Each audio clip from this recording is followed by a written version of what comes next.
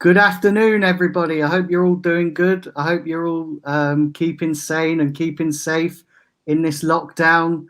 As you can see, I've got a guest with me. How are you, Kev? Kevin Campbell. How are you, mate? Hi, Daniel. I'm really good, thank you, mate. I'm really good. I'm raring to go with you today, and I'm really looking forward to it, mate. But listen, the lockdown's a bit, it's thrown up a few curveballs for quite a lot few people, but just trying to make the best of it, mate. Yeah, and that's it. I suppose, Kev, that's all any of us can do, innit? I suppose we just have to remember that it is temporary. However long it seems now, it is temporary, and we have to understand that there's people out there in much worse situations than us that they're out there fighting for their lives, and the NHS staff are out there doing an amazing job saving lives and um, putting themselves in the front line and in harm's way. So I suppose when you think of it like that, listen, a few weeks in our house, compared to what they're going through, that's nothing really. Yeah, look, you've got to say much respect and appreciation for the NHS staff and the care workers, etc. These guys on the front line are the real heroes. I've done a message for Arsenal for the Whittington Hotel, Whittington Hospital, and it's been the feedback's been amazing. We know that the people there are really conscious about what's going on. They're diligent. They're working crazy hours as well, Daniel. So, got to give our appreciation to them. And Arsenal have partnered with a few sponsors, etc., to give them the best that they can. And that's all anybody can do is do the best you can. And just like we have to do, where we might not agree with it or whatever, but we have to respect it. Yeah, And we just got to get on with it, mate. exactly. Yeah, exactly. And how's your son coping with it all? With this, he must be pretty frustrated with the lockdown and just getting his career off the ground. And how's he doing? Daniel, you're spot on there. Look, for a few years, it's taken him a while to actually get in the team. Now he's got in the Stoke City's first team, starting, scoring a few goals, and then all of a sudden we get this pandemic and a lockdown. It is a bit frustrating for him, but this is where the good ones keep their head, they keep themselves fit, and before you know it, he's going to be back at training with the lads, and I'm sure they're going to finish out the season. So the smart ones stay fit and keep their mind right, and they push on. Yeah, and how is Stoke as a club? Are they in any danger of going under if obviously the seasons aren't completed? How are they financially and stable as a club? I think the Colts family, who are Brett 365, etc., they're a very wealthy family, and I think the club are on a good footing. Dan, I've got to be honest. They came out pretty early in all of this lockdown stuff, and said that the staff are going to be paid, etc., etc. So, it's great for the fan base, etc., to hear that from the owners. Obviously, we've seen what's gone on with some. Some have made the move, and then they've had to go back on reverse their decisions. Some have come out and said, that people are going to get paid. So, look, it's there's many ways to skin a cat, but the Stoke are financially in a good position because of the owners. Okay, that's pretty good. And what do you make of all that, Kev? We've seen Tottenham go back on their words and they put their non-playing staff on furlough, and then they went back on their word, and then also that we've seen the other week that Mourinho was flouting the rules with a couple of players doing training sessions. Where do you stand on that? Where do you stand on that, Kev? Well, that's two things you've mentioned there, Dan. First thing is the furlough um, thing. Look, you could look at it two ways. Okay, you could look at it like the Premier League. Look at the taxes that the Premier League clubs and players pay to the government, to the state. Billions and billions and billions and billions of pounds sterling. So, when something like this happens, you know, the fact of the matter is they've paid all this money in. So sometimes they might think, well, they could help us out here. But, you know, being a proud club, I think this is what some of the hierarchy at some of these clubs didn't take into consideration, because fans don't want to see their clubs looking like they need a handout. And Yeah, the clubs have earned a lot of money over the years, and straight automatically putting people on furlough and stuff like that doesn't sit well with a lot of fans. A lot of fans are working class guys. They don't want their club to be furloughing people. So I of think course they are. I, Of I course they think are. the And a lot. Dan, I think the backlash has shocked some of these clubs, and that's why some of the clubs have actually reversed their decisions, which I think is the right thing to do. If it goes further down the line, and then we're talking months and months and months, then you could really look at the clubs looking to do it. But just to do it automatically, I think that was a wrong move. And also, a lot of the non-playing staff are just regular people who is just, to them it's just a regular job, and that the income is not so great, and you think of the amount of money that some of these football clubs have, and especially in the transfer window, when they're moving millions of pounds around, you sort of question it a bit more, that they made the decision without thinking. Well, Dan, you got to understand that they're as a business, they're a football club, and their business is buying and selling and trying to get the best team that they can. Because I'll tell you something. This is a question for some people. You know, would you prefer the club to be making donations to the NHS or to sign that star player? Sometimes that's what it boils down to. And, you know, football clubs get judged. This is how football clubs get judged. It will finish at some stage. Every day we go, it's going to, we're getting a day closer to the end. But Yeah, the actual recruitment of players, especially now that we're coming up to the end of a lot of contracts.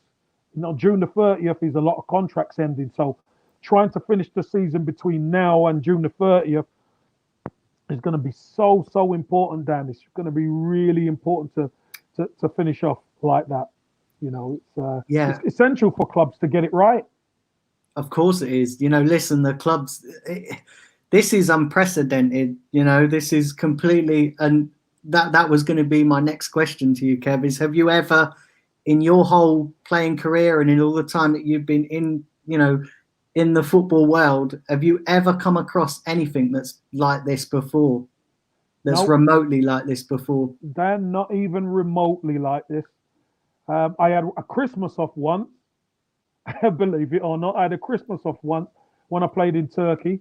I came Yeah, home to England, and it was a welcome break. I mean, I think it was something like I had 8 days off at Christmas time, which usually is the busiest time for footballers. But I had 8 days off, and then I went back to Turkey and kind of went back into camp for the second half of the season. But I've never experienced anything like this. And a lot of players will never experience something like this again, possibly. So, this really is a unique situation, and I don't like it, Dan. I don't like it. I don't no. want it ever to happen again because we You and miss me, football too much. you and me both, Kev. Do you know what I mean? Listen, you and me both. This is. Listen, this has only been going on for what, 4 weeks? I think the season got uh, suspended in the beginning of March, and listen, I'm going crazy. I wake up every weekend thinking, oh great, it's the weekend, I can watch football, and then the realization just hits you that actually there is no football, and I I'm know. with you, Kev. I can't listen. It's too much not having football. It is. It's, But you know what, Dan? I'll tell you this much. There's a lot of talk about social media and the impact social media has, and sometimes it is a negative. That we've got to agree that sometimes social media can be a negative, But do you know what? During this lockdown, etc., it's social media has kept a lot of people sane. Social media has kept a lot of people reminiscing about the old days, even the hybrid days. Somebody put a couple of videos of the Arsenal experience, hybrid experience of, and that was fantastic. I've seen a lot of stuff with Everton. I've seen a lot of stuff with just football in general. It has been has fed the fix. I needed the fix, and it's fed the fix. To be honest, I needed that. And what would we do without the nostalgic part of it? Looking back at the great teams and great players that we've witnessed over the years, it means a lot right now because we haven't got what we want. Do you know what, Kev? That's so true. And listen, I've been watching old season reruns of the Arsenal Invincibles, just to pass the time. I've watched a few Because of them, it's Dad. I've watched a few of them. Trust me, I've watched a because few of them. It's been it is brilliant. mad. It has. And you know Well, what, Dan? When you watch all the old videos, look at all the quality players that Arsenal had. yeah, That's what definitely. that's what sticks out under Arsene Wenger and all that. Even going back to George Graham, look at all the quality players that came through this football club. And look at the predicament we're in now. Something's not been right at the football club, and we need to Do you get it know? back. And that's the thing, Kev. I sit there watching those videos and I think how far we've fallen from those days, from those good old days. I just think, oh my God, we have fallen so far. And it is mad. We had so many quality players back then. The likes of Bergkamp, Henry, Vieira, Lundberg, Perez. Just listen, the whole team sheet was decent, and yet now we've literally got one, maybe two decent players, if that, and the rest. Listen, we've got a lot of deadwood at this club that needs to be shipped out, and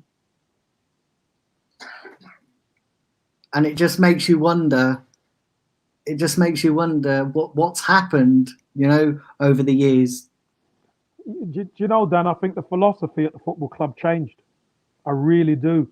Whereas when Arsene Wenger came in, it was about winning. Soon as Yeah, we moved from hybrid to the Emirates, it was about finishing in the top four, Champions League, so surviving in a sense, just to keep the tills ringing. And we got sold that. Let's be honest. Let's not sugarcoat it. We got sold the dream about leaving hybrid, moving to the Emirates. We're going to be able to compete at the top compete table in top Europe, levels. Yeah, at the top level, and compete for the top players. And that really didn't happen. That really didn't happen. Arsene Wenger done a great job keeping the football club competitive, 100%. But all those so-called quality players that we expected to be challenging never materialized. And then we got told about metrics, etc. So, look, the philosophy at the club has to change. I believe that's going to change under Mikel Arteta. I really do. But I think Mikel Arteta has to have that ruthless streak in him, and forget the names on the back of the shirt. He has to cull quite a few people, bodies, and get people in the club who are going to fight for that badge first, and then we could recognise the names on the back. I think we need to be winners again, Daniel. yeah, of I, course I we don't, do, I Kev. don't, I don't like being mediocre. No, nor do I. Just quickly to everybody in the chat, we are going to get some of your questions. I know the chat's gone a bit crazy. I'm going to do that at the end of the show, just simply because I have to scroll down and listen and read and listen. That takes time. So I'm going to do that at the end. Kev, on Arteta, how do you think he's done? Listen, he possibly couldn't have had it any harder as his, coming into as Arsenal manager. He took over from Freddie Ljungberg as interim manager. The players were literally on their knees in terms of confidence and, getting good performances. Listen, the performances weren't great. We weren't getting the results. So he had to come in and do a job, and then he's just get his feet under the table, and then all this happens. Well, again, Dan, Arsenal, it's not like Arsenal, it's the third manager of the season. Mikel Arteta is the third manager this season. So, that is uncharted water really for Arsenal. Um, looking at the squad, there was all sorts going on with the squad, with the fan base not being happy. The players were at the fans were at players. It was a shambles. If we're honest, it wasn't the classy Arsenal that we know and love. It was a poor show. It was difficult actually. It was really difficult for everybody. But I think Mikel Arteta's come in. He's set his stall out. We've seen some improvement in the team. I'm not saying it's been great all the time, but we've definitely seen some improvement in the intensity and how he wants them to play. We've seen some better results of late as well, especially after they went on that break to Dubai. He's only lost, I think it's 1 or 2 games he's only lost. So, he's improved that. We've improved defensively. So he's making his mark. But I just think the summer and the end of the season can't come quick enough for Mikel Arteta. He really needs to shape this team in his own image. And I truly believe he's playing players that don't really have a future at the football club. So he's making the best of what it is right now. Yeah, he's making the best. Making of it the best right of now. a bad situation. Yeah, he's making the best of it right now. But I don't think he can. He can't. He must want right. Let's get the season out of the way and let's get to the end and let me start shaping this squad because the squad isn't right now. Yeah. And do you think he knows who he wants to keep and who he wants to get rid of? I think he's got an idea for sure. He's got an idea, but I think what also going to matter is where Arsenal finish. I don't think we're going to get the Champions League. I think we've left ourselves too much to do.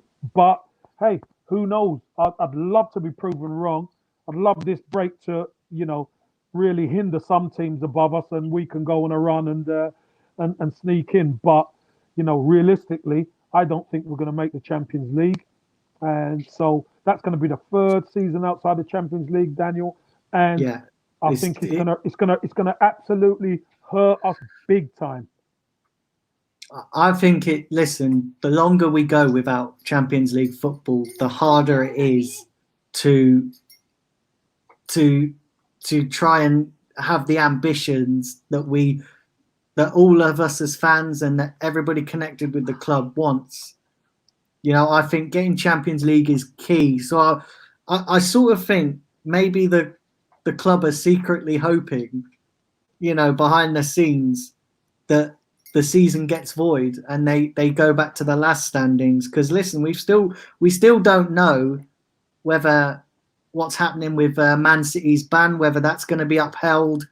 And if that is upheld, then surely that 5th place, if they decide to do that, that surely goes to us, right? That 4th spot.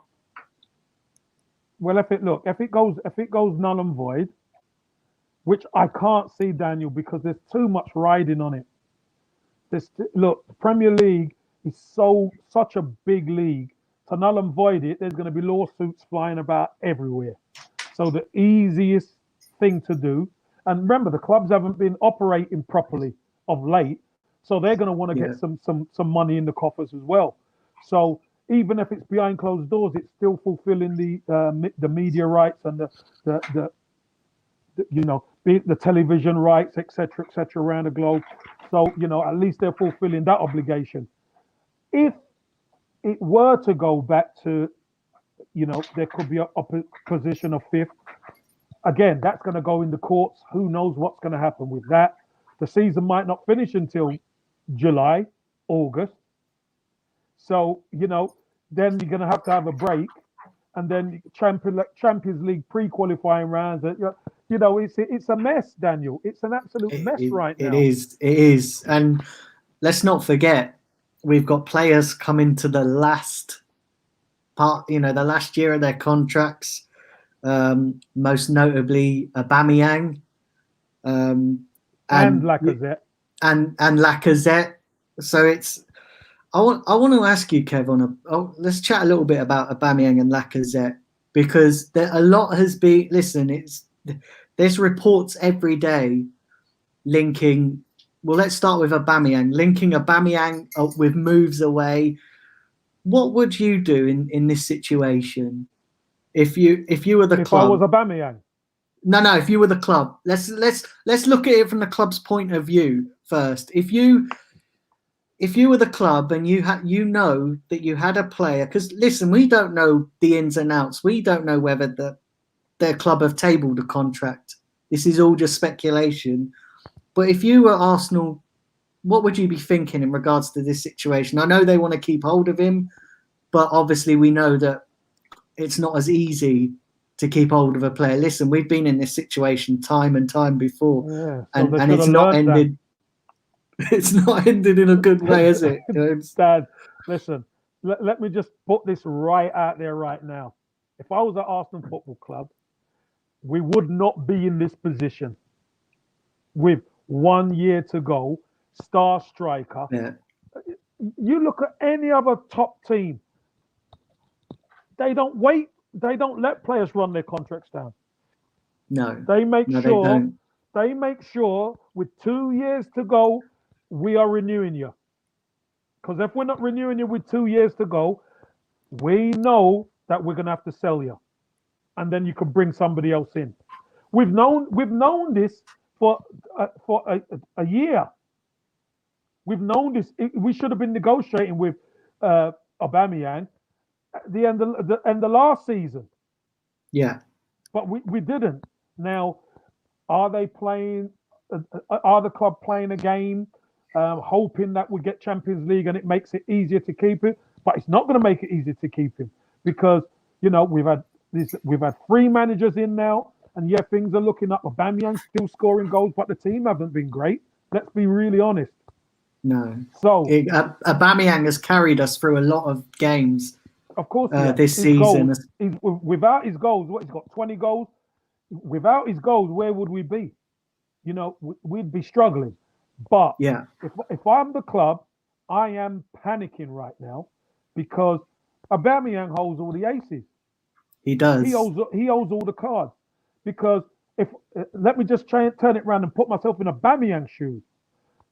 What I would do if I was Aubameyang, I'd go and sit down with the manager when I can, or speak to him and find out what the plans are. Because if the manager's plans don't fit in with what I've got to do, what is he, 31 next birthday? Yeah, You he's know, listen. he's got to make sure he's got to make a move. This is But going if to the be plans the do sound right, then hey, let's get this thrashed out and let's negotiate. Let's get signed up as quickly as possible. yeah. I mean, I seen Paul Merson put out on Sky Sports that he thinks Aubameyang should stay because the grass isn't always greener on the other side. We've seen, the clubs that are wanting him, Real Madrid and Barcelona.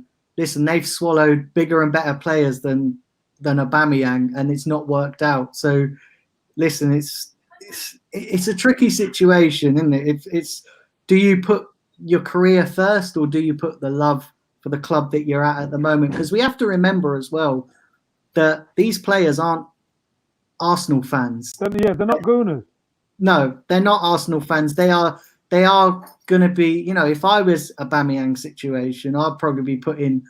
If I taking out my love of Arsenal, if I was in his shoes, I'd be putting my career first. Because listen, you only get football. Football career is a short career anyway, and you only get one. You only get one shot at it. That's the way I'd be looking at it. Yeah, true. But that you see, but the great thing is he's captain. He's a big personality, and he's loved at the club. To get that at a big club like Arsenal is not easy, but he's achieved it. But So I, so here so here's where we're gonna go with it, Dan. We're gonna go in now. Do you swap that to go to Real Madrid or a Barcelona, etc., where you're not gonna be the star man? Yeah. you're going to be another player, or do you take the accolade and be the top guy at an Arsenal and you know go with the program under Mikel Arteta? I personally think Aubameyang will speak to Arteta or sit down with him or do whatever when they can and see what the plans are because I think he's got a good feeling about Arsenal. He's got a good rapport with Arsenal and the fans.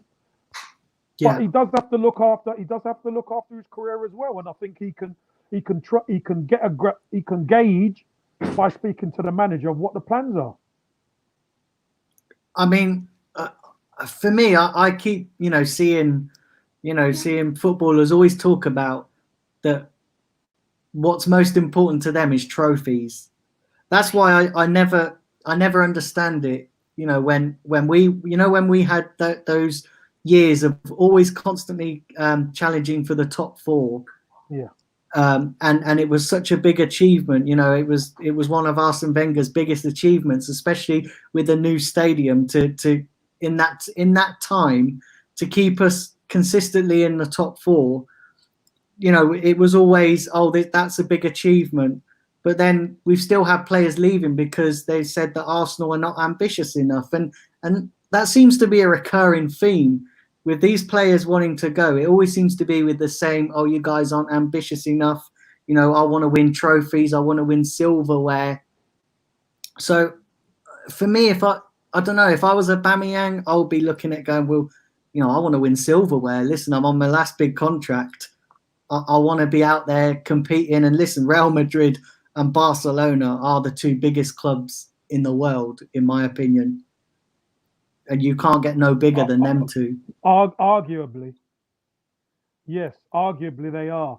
But Dan, what you also got to look at, just going back into one of the things you said about, players going on to at Arsenal and Arsene Wenger doing a great job finishing in the top four and stuff like that.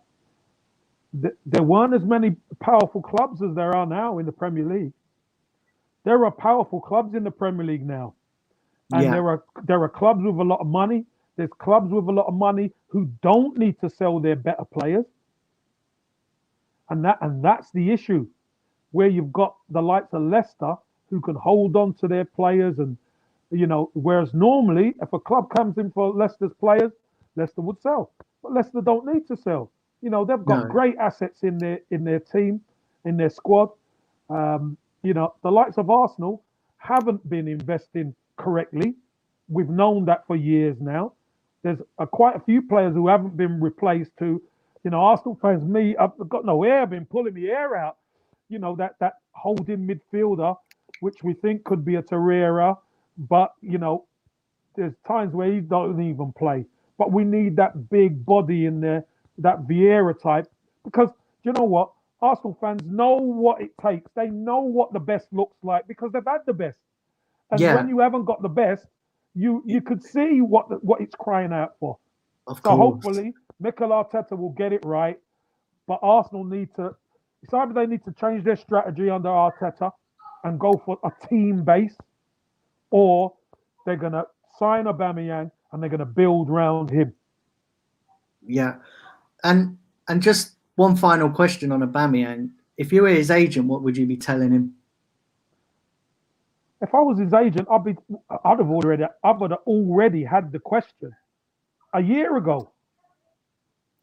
This would have been wrapped up a year ago, Daniel. Because look, at the end of the day, Yeah, over, do you want to stay or do you want to go? He would turn around and say, right, want to find out what Arsenal's ambitions are. So we go in, speak to Unai Emery at the time, and then before you know it, Unai Emery loses his job. But there was probably yeah, nobody sitting the agent down and saying, look, we want to offer Alba a new contract. We want to do the business before the end of last season. We want to tie him yeah, up. So, wanted to tie him up, and he was flying in the Europa League. Went a bit sour at the end, obviously against Chelsea, but scoring a hat trick against Valencia, where the club should have jumped on him and made sure he signs a new contract. But oh no, they've dithered and dallied, and now we're going to get hurt either way, Daniel. We're going to get Yeah, hurt either way. If he stays, fantastic, right? Fantastic. If he stays, brilliant. But that's going to impact us somewhere else because the money that it's going to take to keep over is going to impact because we haven't got the budget because I probably won't be Champions League. He's going to want to play Champions League. But if he goes, we're going to have to try and replace him. and that's going to be the harder. Well, Going to and be that's the where we're harder. going to get hurt. Yeah, Really hurt. Because we don't have Champions League football. Do you know what, Kev? I've said for a long time that Champions League football is the key to Arsenal making a breakthrough in our progression. You know, I've always said it that once we get Champions League football, it may take a little bit of time, but things will slowly start falling into place. I believe we've got the right manager now. I really do. And Mikel Arteta, listen, he's saying all the right things and he sounds genuine enough. Listen, under Unai Emery, I never felt that connection with Unai Emery. I did to sort of start with, but as time progressed in Emery's career, as Arsenal manager, I never felt the connection. I always felt there was something missing with Unai Emery. I always felt that, you know, whether it be his lack of the English language or whether it be his lack of, I just felt that something was not quite right with Unai Emery.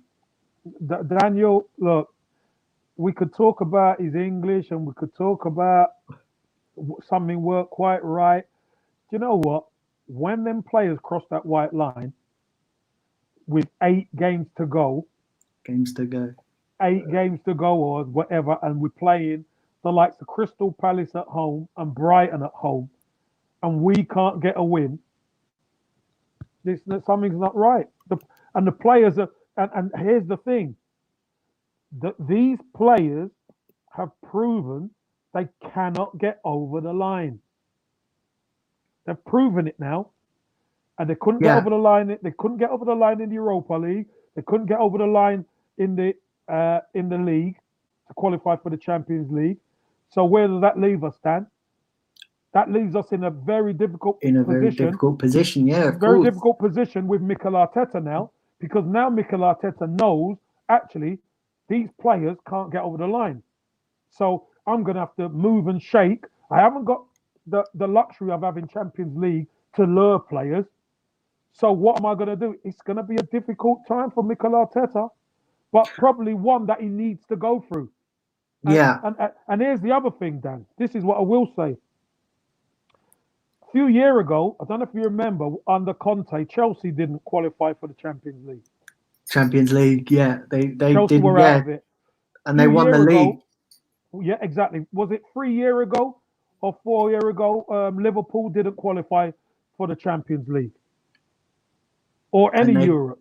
Yeah, and they came close to winning the league. That was the year under Brendan Rodgers, I think, wasn't it? Where they come so close to winning the league. No, but it's one on the clock. It was one on the clock where I think it was the first year. I think they finished 8th, I think, or something like that. You know, so they just consolidated. And then the next season, they had a good season. Maybe that's what Arsenal need. And I know it might sound a bit crazy to some people, but maybe that's what Mikel Arteta needs. Because if there's game Saturday, midweek Saturday, you can't really coach them. But if you get the opportunity to coach them during the week and build up to the games on a Saturday, you're going to tend to find that you're getting your point across more because you've got time for it to digest. So, you know, it may not be the worst thing in the world for Arsenal to miss out on Europe. Yeah. Where do you think it went wrong for Emery?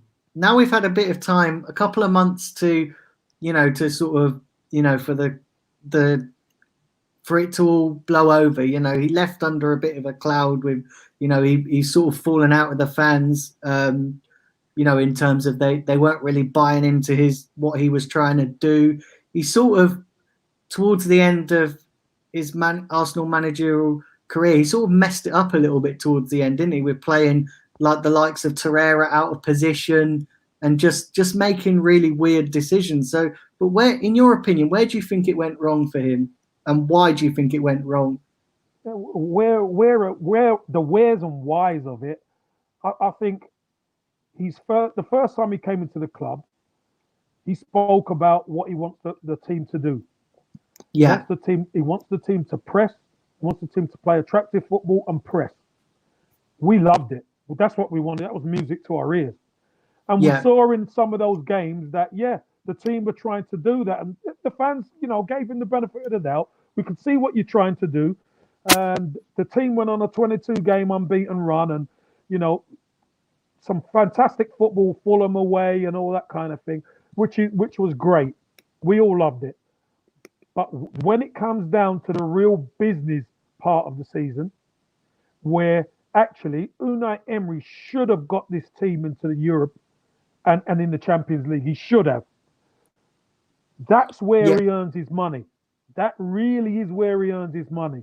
I remember I'd done the Everton away back in the last season, and he played a soft team at Goodison Park. It was yeah, soft. Everybody knew that. What I think Arsenal had a Europa League game in the week, but you're going for it on two fronts. You can't afford to mess around and play weak players. Arsenal lost that game against Everton, 1-0, and realistically, that was one of the death knells. If I'm not mistaken, obviously losing to Crystal Palace at home, drawing against Brighton at home, and not qualifying in the league, and then losing Europa. There was dissension. There was the Özil incident where he took him off, and took him. they, Yeah, there seemed to be kind of a lack of discipline within the squad. Obviously, started this season, and things weren't going so well. But we went away from again what his first philosophy was. We became passive. We weren't aggressive. We became passive.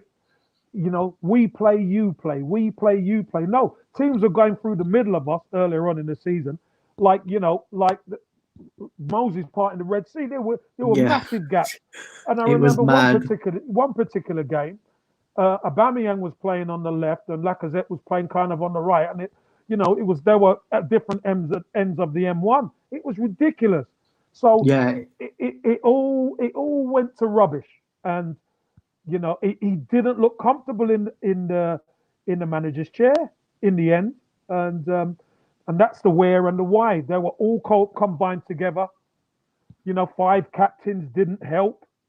Saying that there's no, that five was captains. ludicrous. How can you pick five? How can you have five captains and let the players choose the captain? It's madness. Look, the, and again, Dan, that's another nail in the coffin for him.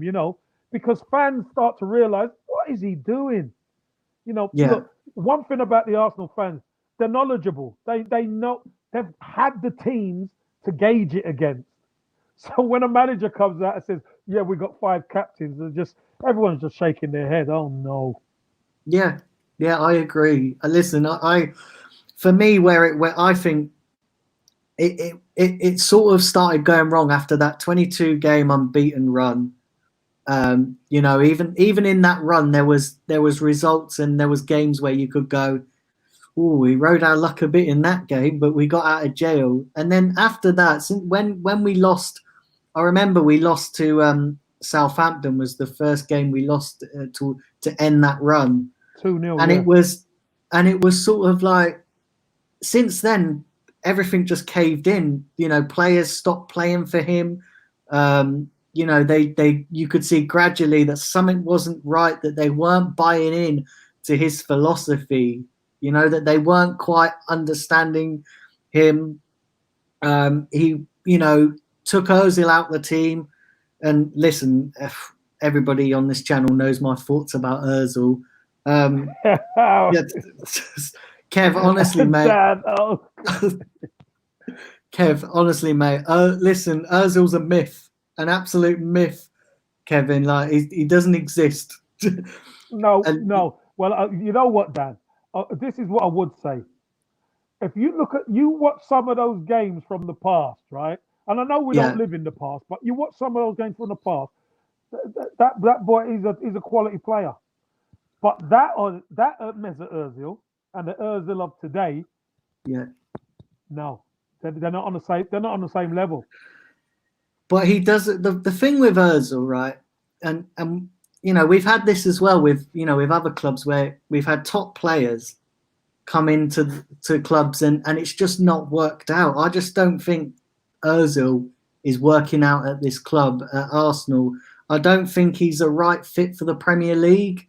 The Premier League is too physical for Özil, and he's just, in my opinion, when he's playing for Arsenal and we've got him on the team, it's like we're playing with 10 men because we lose a lot. A lot of people go on about Lacazette's poor form this season, but I think that's partly down to the fact that Ozil's not giving him enough service. He's not getting the service from Ozil. He's not doing his creative job as he should be. Well, you know what? You're probably right, Dan, about Mesut Ozil and his creativity. I think he improved a little bit under Mikel Arteta because of the way Mikel Arteta wants him to play. Was it the system under Emery where Mesut Ozil couldn't really find his feet? There were some times where he flashed a little bit, but it's the consistent. If we're honest, Dan, it's the consistency throughout the whole team. The only real consistent player we could really hold our hand up and say, yeah, has been Aubameyang. He's been that consistent performer, week in, week out, season after season that he's been there.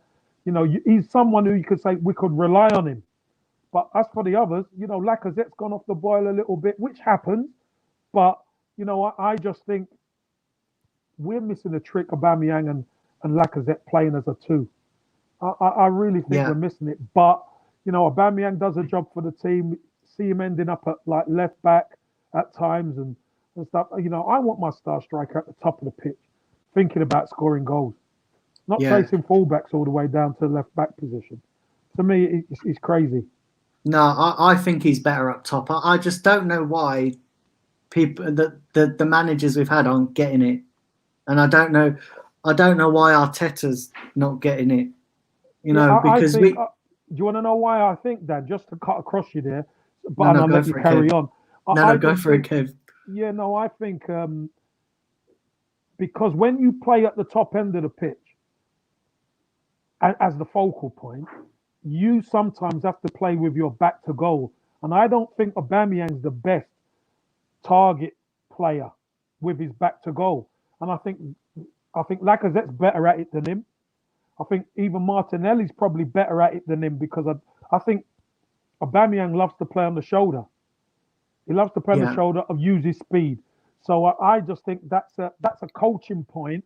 If he plays, this is how we've got to adjust.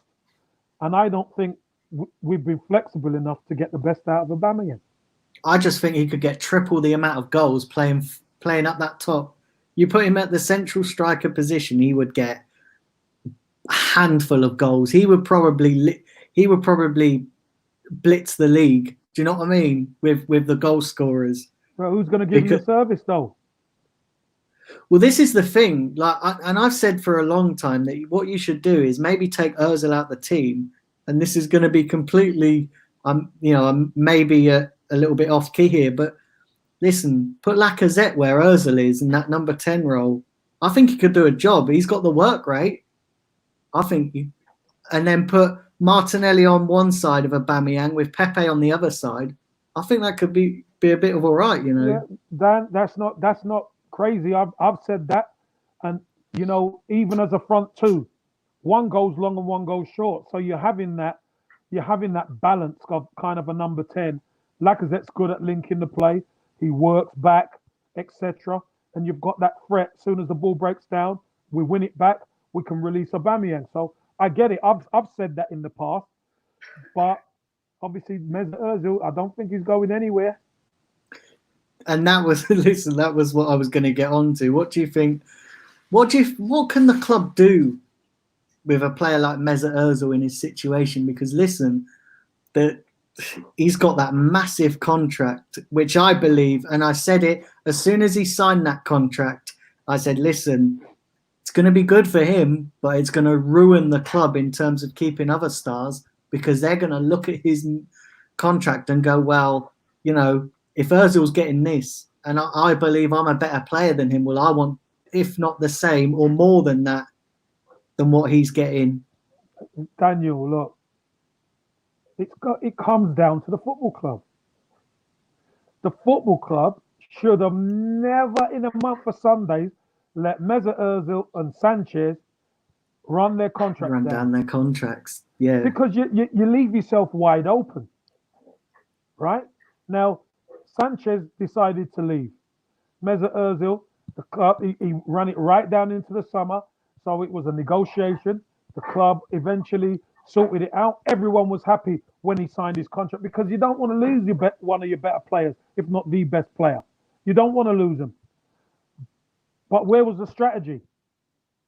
I don't think there was a strategy in place. There wasn't one. Right. It was just to appease the fans. We're not going to lose him because X. No, actually, if we're paying Mesut Ozil whatever we're paying him, we could probably get 3 players for that. So again, that's the strategy.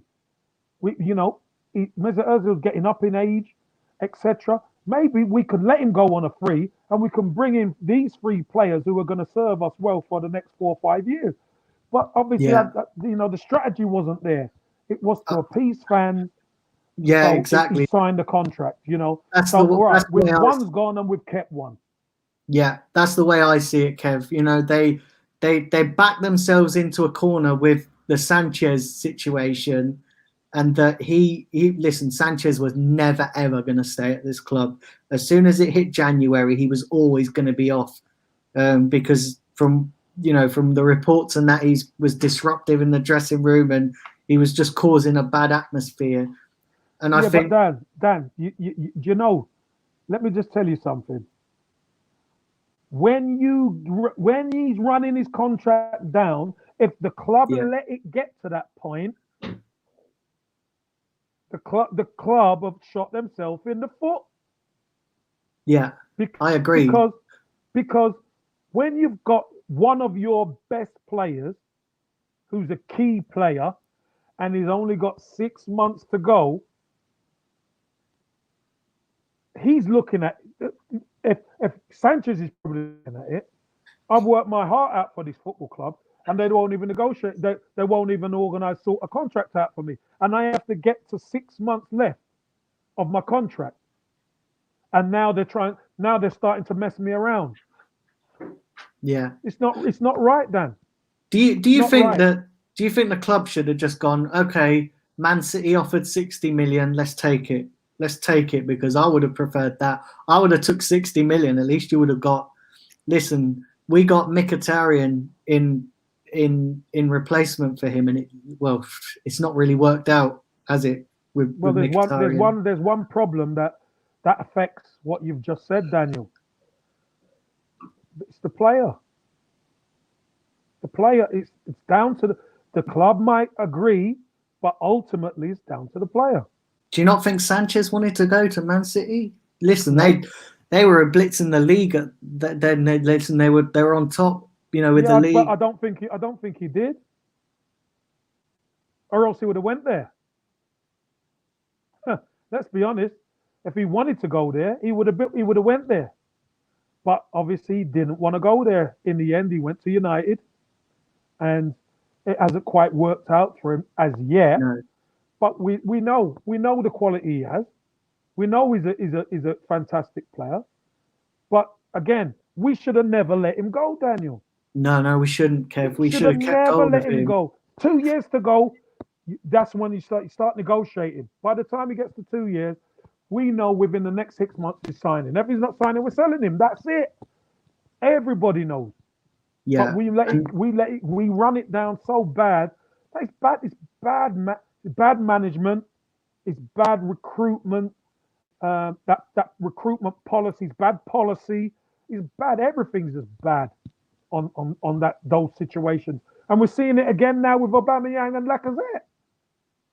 Yeah, I don't understand it, Kev. I honestly don't understand what the club's thinking. And they sort of back themselves into a corner, especially before the Europa League final, when do you remember on Arsenal.com they sat down with Raul and Vinay, and they both said, "Oh, we're not going to let players run down their contract. That's a thing of the past." And yet, a year on, Well, here we're we talking are. about Aubameyang. You know, we're talking about losing our star player again, and it's sort of like, well, why would you do that? Why would you open yourself up to say comments like that if you know? And I know what it'll be now, Kev. They'll turn around and they'll cover themselves because they'll go, oh, well, we did have, listen, we had a global pandemic on, and listen, everybody wasn't thinking about football and thinking Yeah, about. but Dan, we know. Look, we've been talking about this situation for a while now, and we've known for 2 years that him, Aubameyang and Lacazette have got 2 years left. 2 years Now left. we're near to the end of the season, and they still have. Don't forget, there might be a pandemic, but they still could organise contracts. They Contracts. still could speak. They still And could this is speak. the They still could get this done. But they this is but they the won't. But they this is the won't. weird thing, Kev. This is the weird thing for me. I don't think the club have put a contract on the table. I don't think I don't think they've offered him one. Do you think? Do No, you think? I think you're right. No, I don't think that. Well, you got to remember. You got to remember. The club have to tread very careful right now. Very, very Yeah, carefully, because you know if they the negotiation is going to happen with his agent. Aubameyang concentrate on his football. The club will speak to his agent. The agent will want the best deal, and the best deal won't be put on the table right now from Arsenal. So Arsenal don't want to actually show their hand quite yet, because if it's a derogatory offer, Daniel, the agent could say, "Do you know what, Over? You know, they're not playing fair here. You're the top man, and this is the offer they make you." yeah, Because the agent will know he can go to Barcelona or Real Madrid or one of them and get what he wants. He knows that. yeah. Of course, yeah. Listen, I think, and I think Real Madrid and Barcelona are just waiting for the window to open and go. Do you know what, Aubameyang? Come to us, and I think we're going to end up letting him go at a cut price because of this. Because of everything that's going on, and because of the situation, and because he is into his last year of his contract, they could get him for about 40 million. But do you know what? 40 million is 40 million we never had. Yeah, I agree. Listen, And I'll take 40 million because if it means letting him walk out the door for free a year later, listen, we can't afford to do that. We've seen and, it time and time again. And and 40 here's the other million, thing, Dan. Here's the other thing. Aubameyang scores 20 to 25, 30 goals a season. If you Aubameyang went and we got two players in who scored 15 and 12 goals, yeah. is that better for the team, or is Aubameyang scoring 25 goals better for the team? I asked this on the hybrid squad yesterday. What is better for the team? Aubameyang scoring 25, or two players combined scoring 25, 27, 30 goals? Do you know what? I'll probably say two players combined Of course, because the because you're team, sharing it. You're sharing that. yeah, It's now a team effort. You see, it's now a yeah, team effort, and the philosophy that Mikel Arteta has, and the culture where he's come from at Man City under Pep, goals have to be shared around. And yeah, Arsenal haven't been that team. Everybody has to carry a threat, and I think that's what Mikel Arteta wants. He wants everybody to carry a threat, and I personally think, would he love to keep over 100%? But I don't think it's the end of the world if Oba goes. So let's say he goes, Kev, and listen, we're going to have to move on if he does go. We're going to have to accept the fact that, listen, there's life. I said it on a stream a couple of days ago. There's life after Aubameyang if he leaves. It's not the end, the be all and end all of this football club. So if he goes, who would you get? Who would you want to come in to replace him? Who would you think Arsenal should be looking at to replace him? Uh, I'll be honest with you, I'm not sure. We've got Martinelli there who's on double figures as it is. He's showing a lot of promise. Not saying he's quite Aubameyang yet, but the talent that he's got, we're going to have to give him some game time. Going out and spending 50, 60 million, I just can't see Arsenal doing that, honestly. But do you think we would have to do that though, Kev? Because I've seen a lot of, Barcelona are looking to offload a lot of players. Listen, they want to.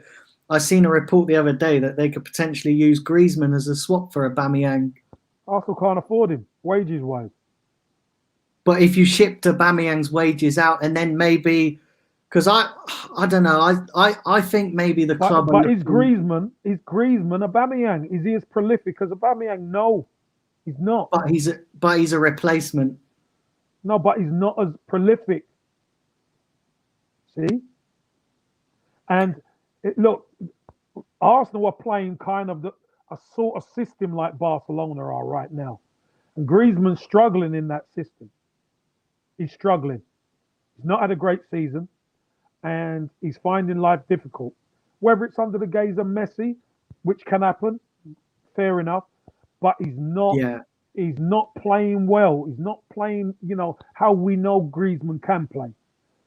Why would that change at Arsenal? But why would that change at Arsenal? I'm going to flip it, Kev. Listen, some players go to Barcelona and not work out, and they leave Barcelona, and they'll go on to other clubs, and it's like Barcelona never happened.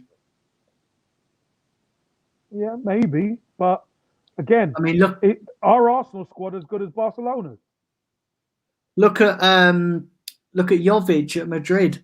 He went there. He's I think that guy's a talent. Listen, he's not done brilliantly at Madrid, and he's also tipped to maybe come in and replace Aubameyang. Yes, he's not got the goals, but the work rate. I think Arsenal's biggest problem is we lack players with work rate. So it wouldn't be a bad thing if we got somebody whose work rate is maybe better than Aubameyang's. Because whilst Aubameyang is a good goal scorer, his work rate is not great every game. Sometimes he can go missing in games. Yeah, well, sometimes when you play out of position, you can go missing because you don't know the position that well. And he seems to be operating on the left-hand side, doesn't he? So, which isn't his natural position. So when you start to play people in an unnatural position, things like that can happen. Look, I just think we could mention all these names, Jovic, and Arteta's the only one who knows what he wants to do. Buying Jovic, if it don't work out at Real Madrid, and you buy a Jovic for 50, 60 million, he comes in and he don't do so well. He's not like Aubameyang. He's not quick. He's more of a target striker. Yeah. Where I think you need speed. You need speed in the Premier League, because against some of the other teams, fair enough, he might do okay, but against the top boys, if you haven't got speed, you're gonna struggle. Of course, yeah, you are gonna struggle. So let's move away from Aubameyang and go on to some of the other players that have been linked with Arsenal. I seen a couple of days that they've been offered Coutinho on a loan basis. Would you take Coutinho at Arsenal? 100% I would. 100% I would. He can play centre, he can play 10, he can play on the left. He's a tremendous player. He's another goal scoring threat, which is what we lack from other positions. He can pick a pass, creative. I'd take him if we can afford him. And that's the thing, isn't it? Listen, we don't know, whether, this is just all speculation at the moment, but it's whether we can afford him. Could we get him on some kind of loan? Listen, we know that Arsenal like doing loans. They like exhausting. Why not? We like exhausting that loan feature, don't we? It's just. But yeah, I would take. I've said this for a while, and I never get why people are doing Coutinho down, because I think he's a good player. I think it just hasn't worked out at Barcelona.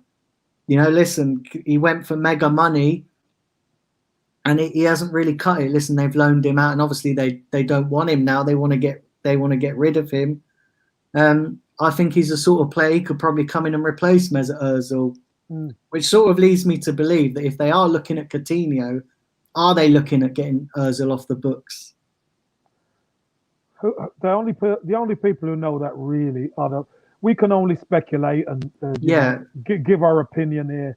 I think myself, I personally think Mesut Ozil's days at Arsenal are numbered, but Mesut Ozil's going nowhere because he's going to be going into he's going into the last year of his contract, and why should he?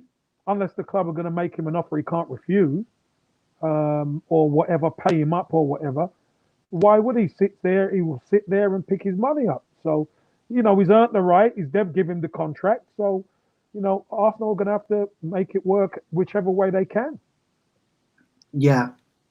What about Thomas Partey? Would you take him? Because listen, I seen a report the other day that apparently we have been we've tabled a £44 million bid for him. Now, listen, whether this is true remains to be seen. Clause. We've met his buyout clause, yeah? Yeah, I saw that. I like him as a player. I've watched him quite a bit, actually, from doing a bit of Spanish football. I think he's tough, rugged, quick. He's that player in the midfield who we said, kind of Vieira replacement type. He's not Vieira, let's have that right.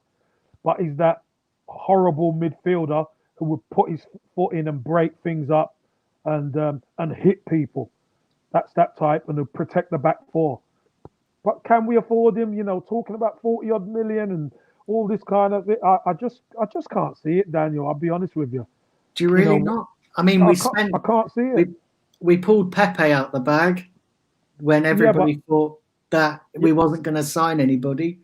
Yeah, but the terms were good on that one. The terms were really favourable on that one. But taking one of Atletico Madrid's most influential players.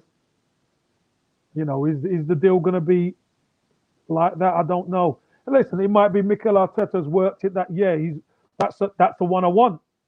Yeah, I think we could get. I think we could get him, Kev. I think because listen, it's no secret that Atletico want Lacazette. I'm just wondering if we could use Lacazette as part of the deal to bring Partey in as bait, maybe. Yeah, because I think the club are looking at it, and I think they're looking at it and going, Lacazette's surface to requirements. Well, if we're honest, he's only got a year. Remember, getting to that, he's got a year left after this. We don't want players to be leaving on free contracts. That's for sure. So if you can do some business or you can get some money for him now, then at least you could restock. And that's what Arsenal, I'm sure, Mikel Arteta is really thinking about. They'll be going through all the permutations of what they want to do. I can guarantee you that. They will know what they want to do. So you might be right, Dan. He might be bait. And because also as well, we have to look at Torreira's situation. I've said this for a long time. But I don't think Torreira is fully happy at Arsenal. Not because of the club itself, but I just don't think he's adapted to London life or adapted to the English weather. I think as soon as a big offer or any substantial offer that's right for the club comes in for Torreira, I think he's going to jump at it. Well, like I said, Mikel Arteta is going to have to be ruthless. If he wants winners, Daniel, and he wants to win, he knows how to look at players and assess and recruit, because they've done it at Man City. He wasn't the manager, but he was an integral part of that recruitment and training and all of aspects. He knows what he needs. Now, if Torreira isn't happy, he's got to go. Yeah, of course. We needs to be ruthless. Simple as that. We need a manager. We need a manager who knows his own mind, knows what he wants, and he's going to build a squad that think like him, that want to win like him, and going to train like he wants them to train and going to play with fire in their belly. That's the other thing. We've seen it happen a few times under Mikel Arteta, um, especially early on in, against Chelsea and Manchester United. The team came out with fire, run out of a little bit of steam in both games, lost one and won one, which was great. We've seen it, second half against Leeds, the team come out with a bit of fire. But that has to happen week in, week out. Of course, yeah, we got to do it on a. Listen, this is a serious thing now. The recruitment part of it, Dan, and I'm going to say this for nothing. The recruitment part of it now is crucial to Arsenal Football Club. We don't recruit right, we're in big trouble. Yeah, and I think part of the recruit. Listen, I'm of the opinion that, and I believe Arteta when he come out and said the other week that he's got 3 different scenarios for the transfer window. And I think that's one without Champions League football, one with Champions League football, and one maybe in a situation where the season does get overrun. Because we know that the season's going to, it's a mad thing, you know what I mean? The season's not going to get completed by the 30th of June. However much the Premier League want that to happen, I think they're a bit too optimistic. The only way that could possibly work is if they play 3 games a week, but I can't see them doing that. But I think Arteta I think he does have a plan, but it comes back to, it all depends on whether we get Champions League football. And we're still in it, a remote chance, Yeah, we've got a remote chance. Of course, we've got a remote chance. But if we're honest, we still got virtually the same players. It's still the same players who couldn't get over the line against Crystal Palace and Brighton last season to get us into a Champions League spot, really. Because if we win those games or draw one and win one, we win the Brighton game, we qualify for the Champions League. It's that simple. We couldn't get over the line. And it's still the same players. Yeah, some of them have improved under Arteta and stuff like that, but they have not been consistent enough in an Arsenal shirt. Yeah. So before I get into some of these chats, because there's hundreds here, I'm not going to read them all out, but I'm going to get through some of them. I want to ask you, Kev, who would be on your list of players to get rid of? Obviously, there's the usual suspects, the Mustafi, Socrates. I'll look at who else is there. Listen, I'm ruthless. Granit Xhaka. Would you put Bellerin in that category? Could do. Yeah, could be. Look, I think Bellerin's done well to come back, but he's not quite right. I don't think he's quite right yet. I still don't think he's quite right yet. And if you could utilize him, you could sell him for good money and get somebody, maybe a better defender, because you know what, defensively, attacking wise, I think Bellerin's good, but defensively, I don't think he's as good as we need. No. We need a proper defender, someone who can defend.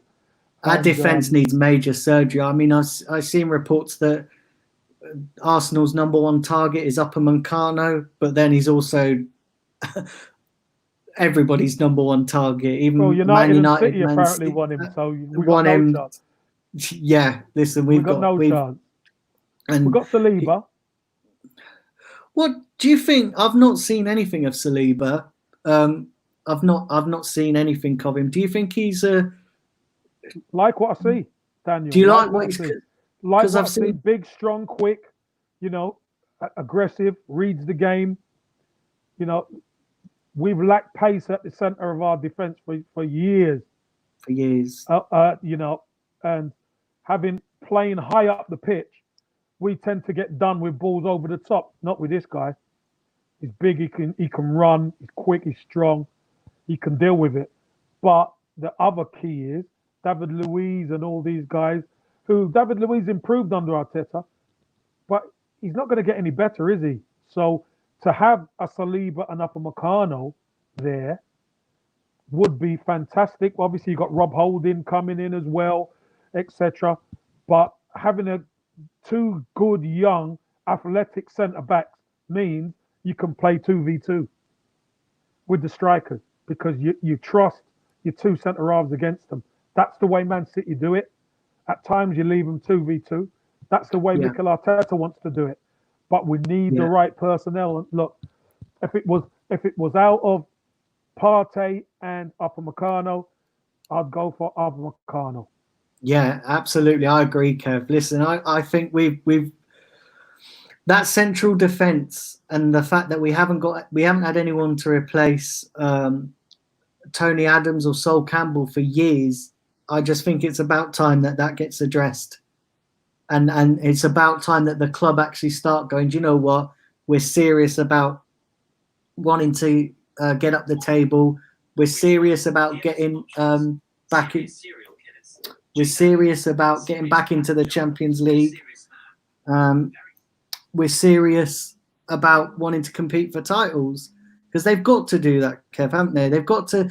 Now is a time, for Arsenal Football Club, it could go one way or the other. This window, and I've said a while back, let's judge them on this window, especially now that we got Arteta in. Let's judge them when the window closes. Okay, we might not get a successful window as we hoped, But what especially with this would be a pandemic. successful window for you, Daniel? What would be a So successful window for you? I think a successful window for me would be maybe getting one of our targets, whether it be Upamecano or Partey. I think just getting one of them would be a successful window. Maybe getting Coutinho on a loan.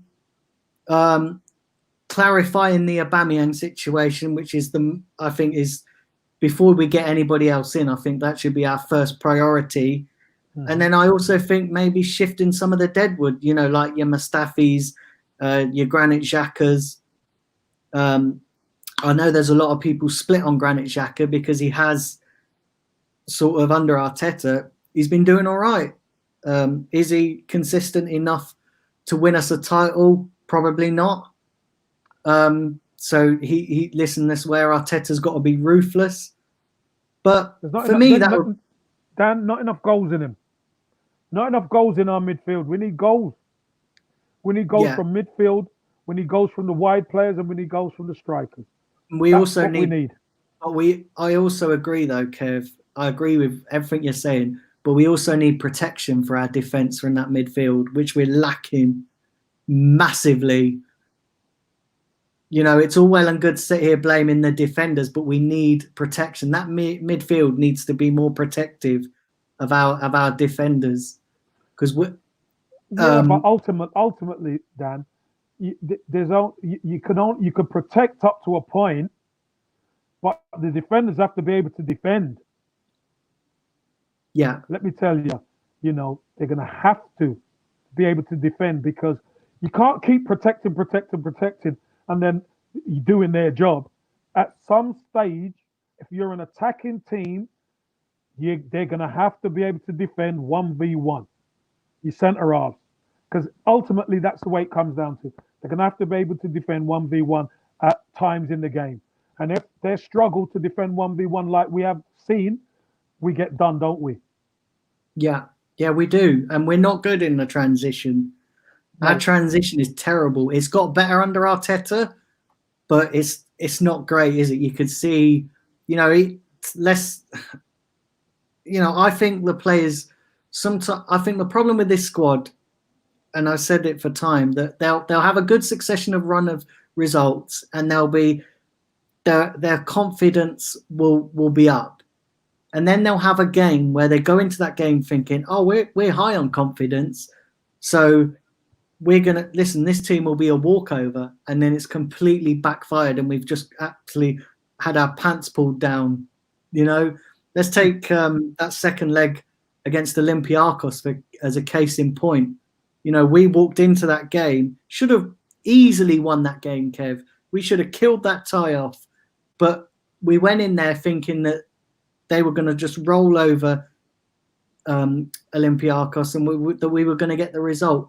And that's where I think the team, from time and time again, just keeps letting us down.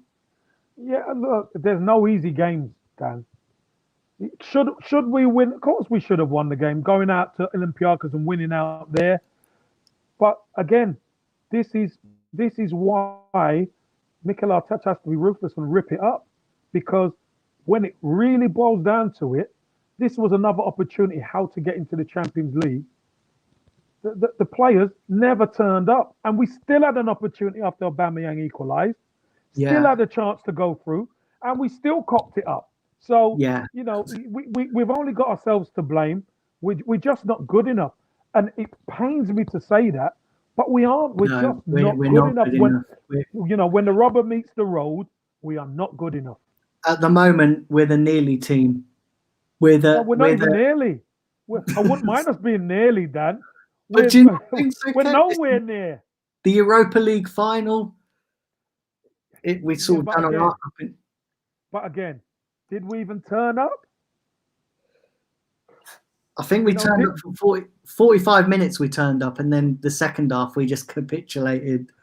again? So we don't turn up. We turn up. We turn up. We have a look around the ground. They know it's nice. And then second half, when it really matters, we're nowhere to be seen. It's not. It's not good Yeah, enough, mate. it's Not good it's enough. not Kev. It's not brilliant, is it? It's It's not brilliant. horrible. I laugh, Um, but it hurts me, man. I don't like it. I hate it. it does. It hurts. It hurts me as well, Kev. Listen, and I remember going into that Europa League final with, we. What worries me with that final is that we had everything to gain from winning that final. Chelsea had nothing to gain from winning that final apart from a trophy. We had the carrot of Champions League. We had the carrot of getting back into the big European competition, which is where we wanted to be, but we blew it. You could see the players in the second half were out of their depth, and that worries me. That if they can't get up for that, then they're not going to get up for anything. Well, I look at two things, Dan. I look at the adjustment that got made by Chelsea in the second half, Yeah, and we got outfought in the brains as well as outfought in the challenge. They turned the energy up on us. They they made the game more intense, and we couldn't live with them. And but that's been the case with this Arsenal team. As soon as the team turns the turned up. heat up on us, we want to Yeah, get out the kitchen. It's not a good trait not to have. You need to be able to fight fire with fire. We've seen it certain times, but it should be automatic. In the big games, you've got to turn up, and we haven't been turning up. And this has been going on for years. yeah, yeah. I agree, Kev. Do you know what? Just a little side note. I said when we sold Giroud to Chelsea, I said, listen, that's going to come back to haunt us. It may not be this season, it may not be next season, but that's going to come back to haunt us, and it did in that final. Well, you know it's going to come back to haunt us because Yeah, you know that the recruitment at the club, the etc., recruitment. ain't right. That's why you No, know it's going to come back to haunt us. it isn't. It isn't. I'm going to get in some of these chats. Do smash a like on this video and do hit the subscribe button. I'd really appreciate Dan, that. we're going to have to be quick, mate, because I've got 5 minutes before my next one.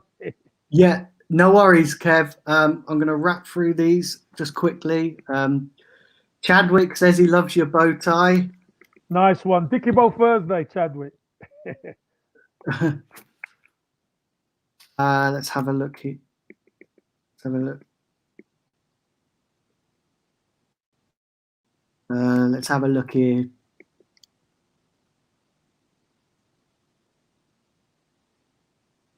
Hold on, give me a minute, Kev. I've just got to scroll through and find No a worries. chat.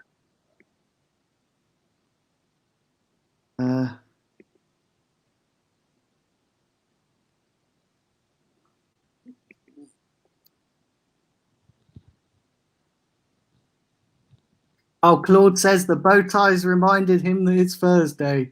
Yeah, there you go, Claude. Nice one. Claude, yeah, Claude says Dicky Bow Thursday. Yeah, he loves it. Okay. So somebody here called Messi Player said that John is your biggest fan. Could you give him a shout out? John, hello, mate. How you doing? Thanks for your support over the years, and come on, you Gunners.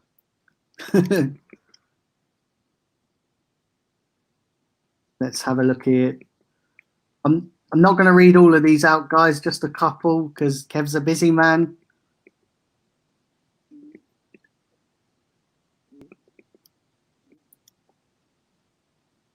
Problem is, have a look.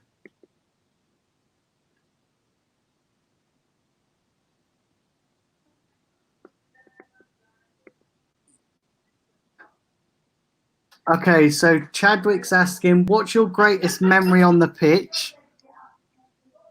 Greatest memory on the pitch? Yeah. As a footballer or for Arsenal? As a footballer, I think he doesn't really clarify. Well, I'll give both. Let me give both. My greatest feeling on the pitch for Arsenal was scoring on my home debut in front of the North Bank. As a kid, I stood there when I could afford to get in and stuff like that or whatever. So scoring in front of the North Bank was fantastic for me. And the greatest thing as a professional in my whole career was the Great Escape when I was at West Brom, where we became the first team to be bottom at Christmas and New Year and stay in the league. Yeah. And the second part to his question, he said, how did you feel when you got sold to Everton from Arsenal? I didn't.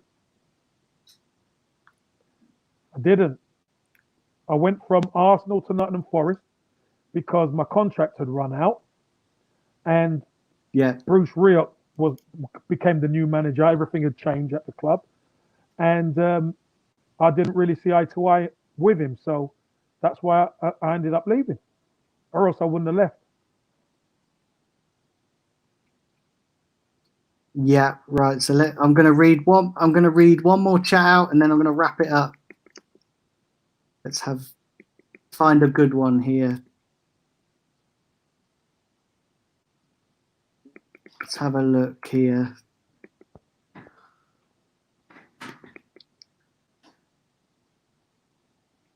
Have a look.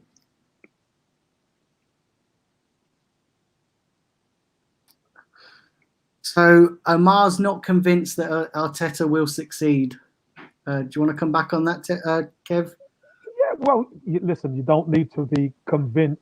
The fact of the matter is, nobody really knows what's going to happen. I think a lot's going to come because of a lot of things can be said about the recruitment. I think what we have seen is Arteta make a difference players who were struggling for confidence and struggling for form when he first came. He got them into a system, and we saw them play better. We saw them play with a bit of passion and fight that the fans want.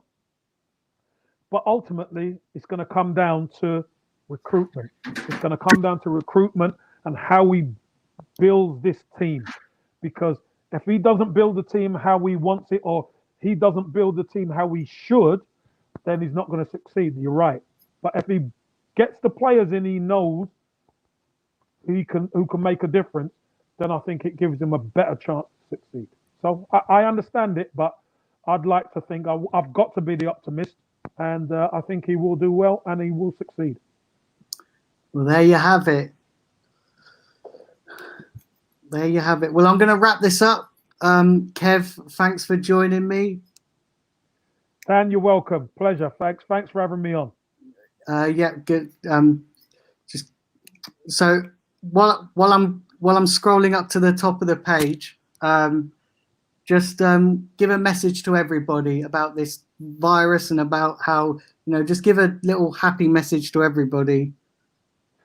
Listen, we all know it's a difficult situation, but what we got to do, your eyes open and you breathe in the morning, you get up, you put a smile on your face, and you be optimistic, because you know what? Every day brings us closer to the end of it. So when we get through all this, we can tell the stories about what we done while we're in lockdown. So just enjoy it as best you can. Keep smiling. Enjoy your loved ones and or whatever. Stay in touch with your family and friends, and you always keep the Arsenal in your heart.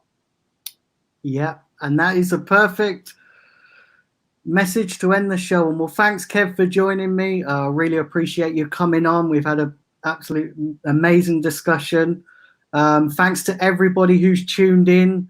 Thanks to everybody who's put a chat in there. Sorry I couldn't read them all out, but as you know, it's been moving mad.